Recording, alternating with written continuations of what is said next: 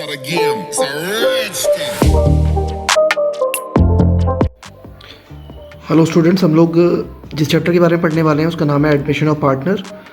काफ़ी important chapter है। इससे अराउंड 6 to 8 मार्क्स का क्वेश्चन आता ही आता है, लॉन्ग क्वेश्चन। तो जिस टॉपिक के बारे में आज हम लोग डिस्कस करेंगे, एडजस्टमेंट ऑफ कैपिटल उसका नाम है। और एडजस्टमेंट ऑफ कैपिटल में आप यहाँ पे दो तरह के एडजस्टमेंट के बारे में देखेंगे। सबसे पहली एडजस्टमेंट होती है when old partners capital be adjusted on the basis of new partner, यानी कि ओल्ड पार्टनर की कैपिटल को हमें एडजस्ट करना है किसके बेस पे, नए पार्टनर के बेसिस पे, ठीक है। और एक अनदर एडजस्टमेंट है जिसमें न्यू पार्टनर की कैपिटल को हमें फाइंड आउट करना होता है, यानी जो न्यू पार्टनर है वो प्रोपोर्शनेट कैपिटल लेकर के आता है। इसका मतलब जो नया पार्टनर है वो पुराने पार्टनर के बेसिस पे कैपिटल लेकर के आएगा, ठीक है। तो हम लोग सबसे पहले एडजस्टमेंट देखते हैं। एडजस्टमेंट ऑफ कैपिटल में सबसे पहले है when old partners capital be adjust on the basis of new partner by bringing और विड्रॉइंग कैश और ओपन अ करंट अकाउंट। इसका मतलब ये होता है कि आप पुराने पार्टनर की कैपिटल को एडजस्ट करोगे नए पार्टनर के बेसिस पे, और जो भी कैपिटल आप एडजस्ट करोगे उसके बाद जो भी उनके डिफरेंसेस आएंगे उसे टू कैश बाय कैश करके आप दिखाओगे, यानी कि बाय ब्रिंगिंग और विड्रॉइंग कैश आपको उसे एडजस्ट करना होगा, या फिर आप उसे ओपन अ करंट अकाउंट के थ्रू दिखा सकते हैं, ठीक है। तो सबसे पहले हमें करना क्या है, ध्यान रखिएगा कि सबसे पहले आप यहाँ पे रिवैल्यूएशन अकाउंट बनाते हैं। तो आपको फॉर्मेट तो पता ही होगा, मैं एक डमी फिगर लेकर के आपको बता रहा हूँ यहाँ पे, तो ध्यान से देखिएगा। जैसे सबसे पहले आप जानते हैं कि रिवैल्यूएशन अकाउंट में एसेट्स और लायबिलिटीज़ में चेंजेस दिखाने होते हैं। अगर आपकी एसेट्स इंक्रीज़ होती है तो आप क्रेडिट, एसेट डिक्रीज़ होती है तो डेबिट में दिखाते हैं। लायबिलिटी इंक्रीज़ होती है तो डेबिट, लायबिलिटी डिक्रीज़ होती है तो क्रेडिट। अगर किसी एसेट पे डेप्रिसिएशन या प्रोविज़न है तो डेबिट में दिखाओगे। अगर आपका लायबिलिटी में प्रोविज़न है तो आप क्या करेंगे, क्रेडिट में दिखाएंगे, क्योंकि ये प्रॉफिट है। इसके अलावा अगर आपको अनरिकॉर्डेड लायबिलिटी मिलती है तो वो आपके लिए लॉस है, डेबिट में दिखाओगे। अगर आपको अनरिकॉर्डेड एसेट मिलता है तो आप उसे क्रेडिट में दिखाएंगे। देन आपका यहाँ पे जो डिफरेंस आता है वो प्रॉफिट, उस प्रॉफिट को आप एक्स और वाई में डिस्ट्रीब्यूट करेंगे। अगर डिफरेंस क्रेडिट साइड में निकले तो वो लॉस, और वो आपका ओल्ड पार्टनर में सेम ओल्ड रेशियो में डिस्ट्रीब्यूट होगा, ठीक है। अब इसके बाद हमें क्या करना होता है, पार्टनर्स कैपिटल अकाउंट बनाना है। तो पार्टनर्स कैपिटल अकाउंट जब आप बनाएंगे तो ध्यान रखिएगा, सबसे पहले फॉर्मेट क्या है इसका, XYZ क्रेडिट साइड, और ये डेबिट साइड में आप दिखाओगे पर्टिकुलर XYZ, ठीक है। यहाँ पे सबसे पहले हमें क्या करना होता है, बाय बैलेंस BD करके जो भी बैलेंस शीट में हमें कैपिटल है पार्टनर्स की वो दिखाएंगे एक्स और वाई। बैलेंस शीट में अगर जनरल रिजर्व है तो वो डिस्ट्रीब्यूट करोगे आप, ध्यान रखना ओल्ड रेशियो में आपको डिस्ट्रीब्यूट करना है। बाय रिवैल्यूएशन प्रॉफिट, जो भी आपका रिवैल्यूएशन अकाउंट में प्रॉफिट आएगा वो दिखाओगे, जैसे कि यहाँ पे जो आपका रिवैल्यूएशन प्रॉफिट है वो आप दिखाएंगे यहाँ पे। देन उसके बाद ध्यान रखिए, बाय कैश करके जो नया पार्टनर कैपिटल लेकर के आता है, सपोज नया पार्टनर 40,000 कैपिटल लेकर के आया है तो वो दिखाएंगे। बाय प्रीमियम फॉर गुडविल, अगर गुडविल नया पार्टनर 10,000 लेकर के आया है, इन केस अगर हम लेके चलते हैं तो उसे आप सेक्रीफाइस रेशियो में बांटोगे, यानी ओल्ड माइनस न्यू। तो ये आपको अगर मैं 10,000 अमाउंट लेके चलता हूँ तो 3:2 में अगर हम डिस्ट्रीब्यूट करेंगे तो एक का 6, एक का 4,000, ठीक है। इसके बाद आपको क्या करना है, अब क्योंकि पहले हम वर्किंग नोट्स देख लेते हैं, क्योंकि वर्किंग नोट से एक अमाउंट आएगा जो हमें यहाँ पे पोस्ट करना होगा। तो वर्किंग नोट पे ध्यान से देखिएगा। जैसा कि आप जानते हैं कि नए पार्टनर के बेस पे पुराने पार्टनर की कैपिटल को एडजस्ट करना है हमें, तो जेड जिसका शेयर है 1/4 और वो कैपिटल 40,000 लेकर के आया है, ठीक है।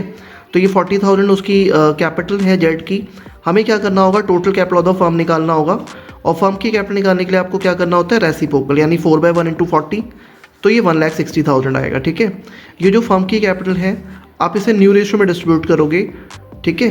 तो आपको ओल्ड रेशियो कैलकुलेट करना पड़ेगा, न्यू रेशियो आपको यहाँ पे कैलकुलेट करना पड़ेगा, क्योंकि ओल्ड रेशियो आपका 3:2 है, जेड का शेयर 1/4 है। तो आपको पता होगा इस केस में जब हमें न्यू रेशियो निकालना होता है तो हम क्या करेंगे, let total share be 1, then उसके बाद आप रिमेनिंग शेयर निकालोगे। रिमेनिंग शेयर हो जाएगा 1 - 1/4 यानी कि 3/4, ठीक है। अब ये जो 3/4 है इसे आप एक बार x में मल्टीप्लाई करेंगे तो x का न्यू शेयर आएगा, x का ओल्ड शेयर क्या है 3/5 × 3/4 यानी कि 9/20, y का न्यू शेयर हो जाएगा 2/5 × 3/4 यानी कि 6/20, और z का शेयर आपका 1/4 है और आपको बेस में 20 चाहिए, तो आप नीचे और ऊपर 5 से मल्टीप्लाई करेंगे तो ये 5/20 हो जाएगा, ठीक है।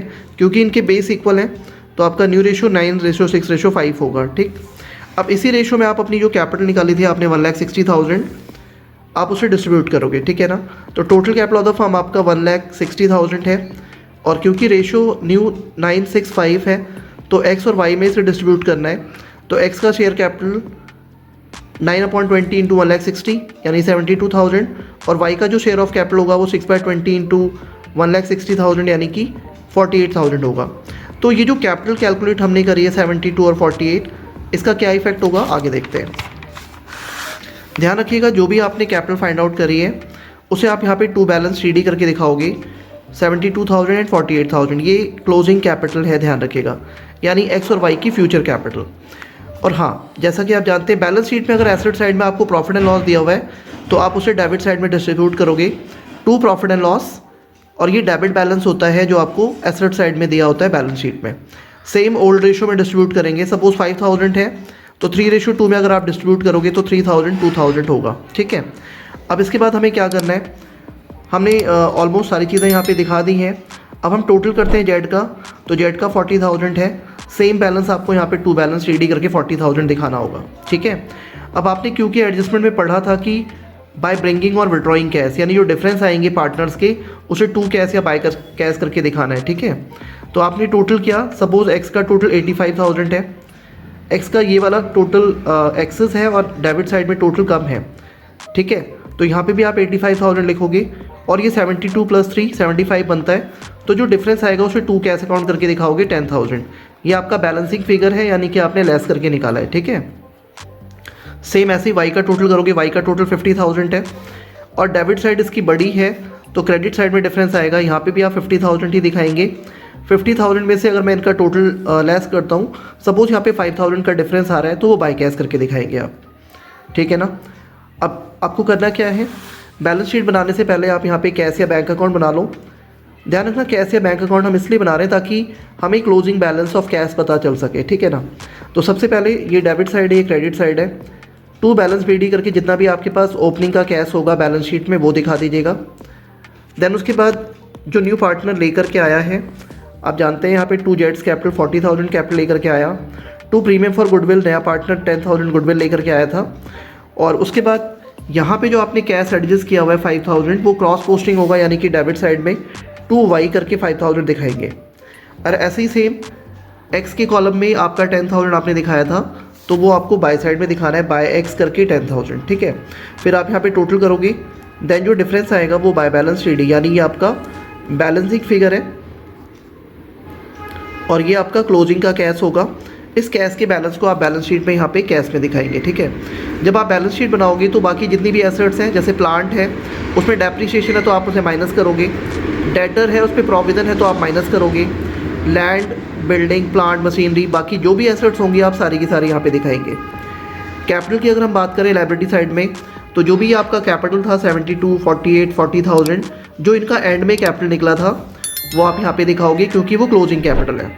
इसके अलावा लोन दिखाना है, बिल्स पेबल दिखाना है, क्रेडिटर दिखाना है, आउटस्टैंडिंग एक्सपेंस दिखाना है, जितनी भी लायबिलिटीज़ हैं सारी की सारी आप यहाँ पे पोस्ट करेंगे, ठीक है।